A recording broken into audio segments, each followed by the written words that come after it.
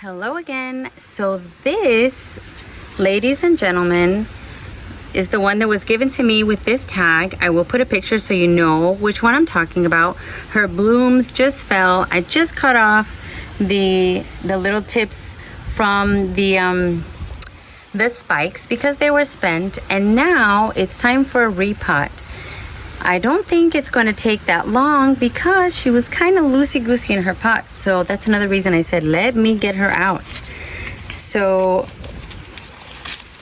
yep, I knew it. She was barely in there. So let's take a look at what we have here.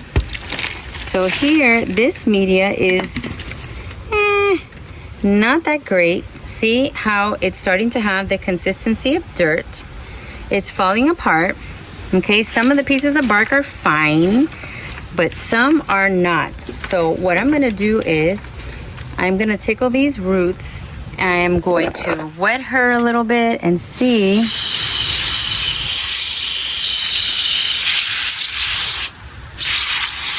what comes out of here.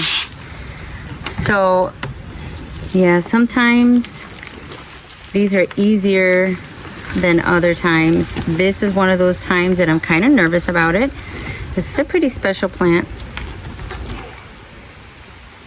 But this is just what I do. I kind of just like tickle and see what wants to fall off. I don't try to, and I'm doing it one-handed, which is not the best idea, but I will put the phone down in a minute to do it properly.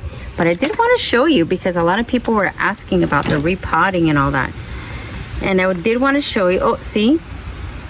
Some of the roots are already coming off.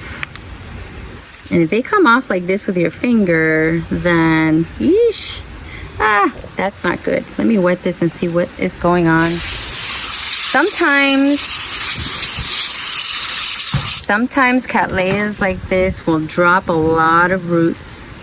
They will drop a lot of roots and start over. And yeah, I am afraid that this one is not presently growing any roots, but she was literally coming out of the pot herself. So I am going to put this down for a second, see if I can clean her up properly. I don't want to mess her up anymore. She has some roots that are okay and some that need to come off because they are mushy and no good anymore. But I am trying to decide exactly how I should mount her or pot her. I did buy a pot for her. This was gonna be her pot. But now that I have mounts, I am thinking I could mount her and she might like that. So give me a second and I will be right back. All right, guys, so this is what she looks like, all cleaned up. She still has a couple of roots that I am going to cut off. Of course, I disinfected my shears. So all you need to do is kind of feel for any kind of mushiness. You know, if they're already coming off, you might as well. See, a couple of them are already kind of not good. And it's okay, it will grow new roots. It will grow new roots. I've gotten them like this before, and then before you know it, it'll grow a whole mess of new roots. Now I did hear from another grower that sometimes if you soak them in the sea kelp and the cow mag for a little bit before, that could help. You could also, I guess, spray your fertilizer mix. It's really up to you. There are many ways, many tricks, many ways that people take care of their orchids. There's not one way to do it, you know. So sometimes if you hear someone telling you, don't do it like this, don't do it like that. I mean, granted, there are experts out there, but there's also many ways to take care of an orchid. There are people that will tell you, water it this many times, water it that many times. Okay, but you have to kind of trial and error and try different things. Okay, so I am thinking that I want to mount her in one of my new mounts because she is so worthy of being on a nice mount. I cleaned her up as best I could. I am gonna spray hydrogen peroxide and then I will show you how she looks. I don't have all the time to set up the tripod and try to do it on screen, but I think that I have time to show you what it looks like all done and kind of walk you through it. Okay, I'll be right back. Okay, we're almost done, but I wanted to show you the progress. I put her on this mount.